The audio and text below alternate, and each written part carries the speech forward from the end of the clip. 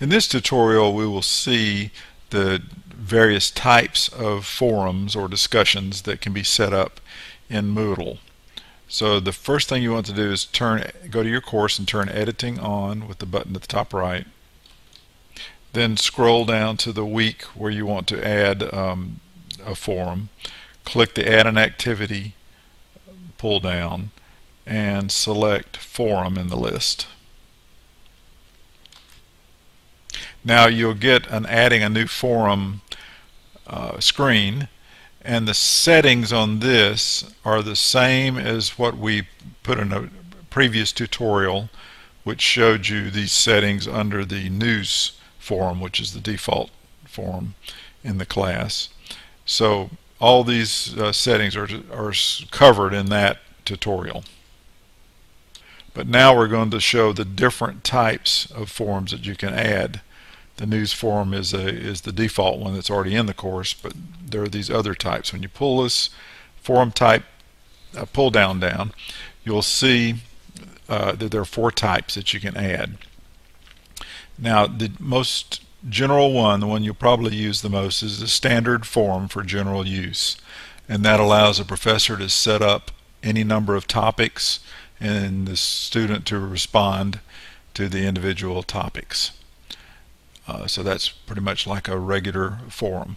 Then another one is a single simple discussion forum, and that is set up for the professor just to put one topic in that forum, and then the students can respond only to that one topic, and the instructor doesn't have the capability to add another topic into that single simple discussion forum.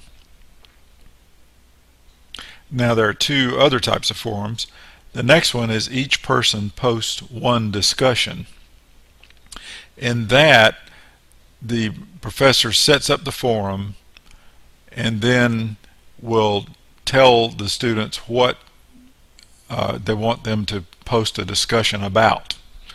And the student then it may be an aspect of an overall big discussion area, and each student can choose a topic or whatever the professor wants to set up, and the student then actually starts a discussion on something and the other students respond. So but they can only do one discussion topic per student. And then the last one of the 4 is a Q&A forum, question and answer, and there's where the professor can set up a question, and then the students can post their answer to it, but the students will not see the other students' answers until they have posted their answer. So it's a way to kind of let the students respond without seeing other responses. Now, I'll point out one thing about that particular forum is that because Moodle has a 30-minute time period that you can edit your posts to allow you to correct mistakes once you've posted it.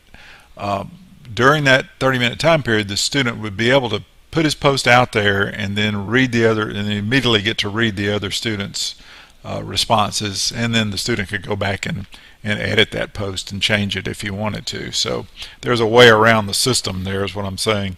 So just be aware of that. Don't rely on the fact that the students can't see the other post, because they can re-edit the post with just in a minute or 2 before anybody saw it. So now that we've seen these 4 types, I'm going to go back, hit About, Browser Back button, and get back to the course, because I've set up course forums of each type here in the course. So now we're back at the home page. I'm going to turn editing off so it kind of simplifies the look to it here. And we're going to take a quick look at the 4 types that I've put in here. So I'm going to scroll down. I'm going to pick the standard forum first. I put in this general discussion topics for Moodle training was the title I gave it, and made that a standard forum earlier. So I'm going to click on that, and there you can see that it tells you a little bit about the limit that I set up. It's 2 postings in one day. That was a limit in the settings that I that I put there, and then the description that I gave it here. This forum will hold all of our general discussion topics. And then I put in the first topic, which was how do you like your coffee, and it shows a response that I've gotten to that topic. So if I wanted to add another topic, I would click the add a new discussion topic button, and so you can have multiple topics that students are responding to. So that's a quick look at the standard type of forum. Now I'm going to go back to the class and we'll see another type. Let's look at the one I put here at the top, which is the single simple discussion forum. Why you took this course, I called it. So this is a forum that's similar to the standard forum, except that you can only have one topic posted, so you don't see post another topic button here. But you can put the one topic, students can respond to that, and they can reply to the replies and things like that too. Now let's go back and see the third type, which is each person posts one discussion forum. So let's look at that one. I call this one what's the most important thing. I also put this one discussion forum in the title just to make it clear of what we're looking at here.